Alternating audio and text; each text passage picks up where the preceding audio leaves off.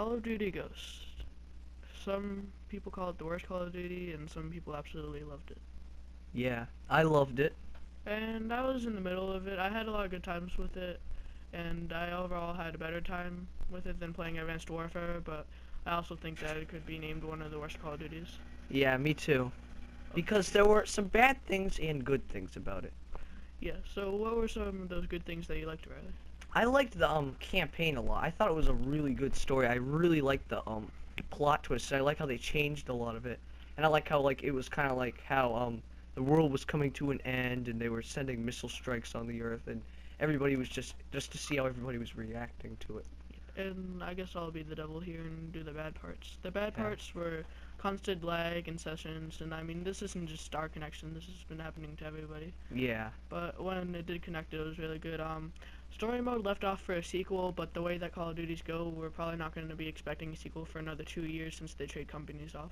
Yeah. But when they do make a sequel, what do you think's gonna happen? Like, what do you predict is gonna happen? I predict that you're going to play as Logan's brother, Hesh, and that you're going to go and try to save Logan, or you could be playing as Logan and trying to like kill the ghost and stuff, and then at the end you have like this ultimate battle with Hesh.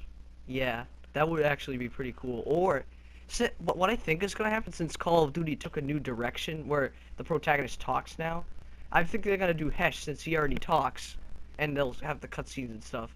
And then you'll meet up with Logan, and you can either try to get him to calm down or he'll go crazy or something. Yeah, nobody really knows though, since Sledgehammer is a new company. If like every Call of Duty just couldn't really do that whole talking thing, but hopefully it does. Yeah.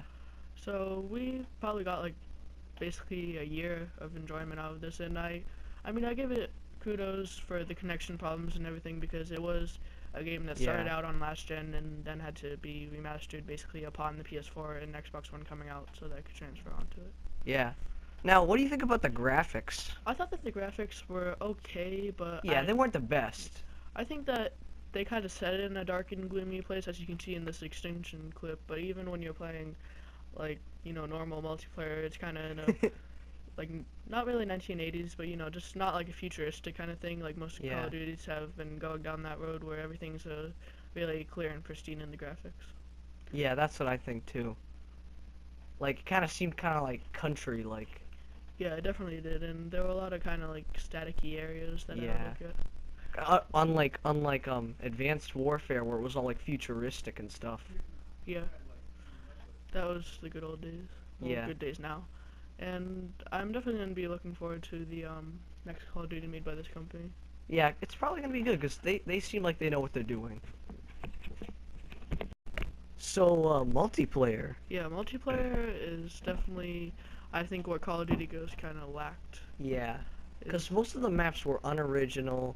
They weren't really that good either. There weren't a lot of Yeah. hiding places. And if you look at the DLC maps, almost all the DLC maps were remakes from other Call of Duty games. Exactly. And free fall. That was probably my most least favorite map in the whole game. Yeah, I mean, I don't know. I think that they kind of tried to copy Battlefield 4 because I know that Riley, you Yeah. haven't played much of that game, but there's a map where like a tower falls down and people can actually be inside the tower and they like dying and stuff. And I think Call of Duty tried to do that as well, but they failed miserably at it because like even if the tower was falling, you couldn't tell that you were inside of a tower that was falling unless you looked out the window. Yeah.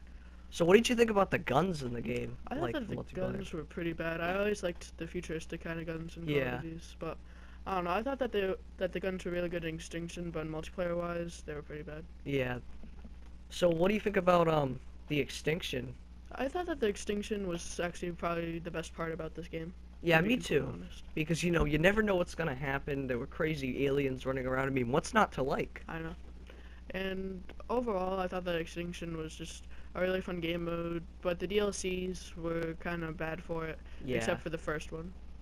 And the missions. What did you think about the story they put for extinction? Because I remember we were playing it last year, and there was the guy, and he like grabbed the other guy and put him in front of the bomb. Remember? Yeah, I thought that the story was pretty good for it, but half the time I didn't really know what was going on. Like, the humans were fighting against each other, but then they were also trying to fight against the aliens, and that guy who threw the man in front of him to take the grenade for him, he was like kind of the general that you were trying to beat, but yet Yeah. he was trying to beat the aliens, but he was being really selfish with it at the same time. So, I mean, to this day, I still don't know how it ends because I never bought the last DLC, but I'm pretty sure that that guy probably dies. Yeah, I don't think it ended too well for him. Didn't he get his arm chopped off? Yeah, I think like his arm got blown off in the explosion or something. Yeah, I don't remember. That was a while ago. Yeah.